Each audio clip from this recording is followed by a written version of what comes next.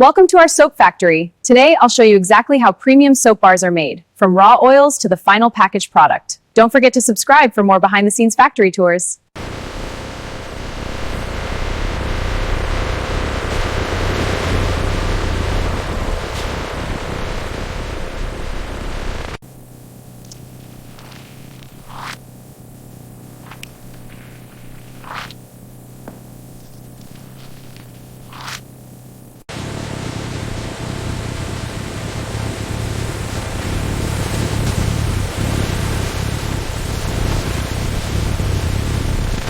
In industrial soap production, oils and sodium hydroxide are combined in large mixers. This initiates saponification, where the caustic soda breaks down the fats into soap. Temperature is rising to 23.1. Chemical balance is off. pH shape is 7 now. Stabilizing. Confirmed. Levels are holding. Good. Monitoring.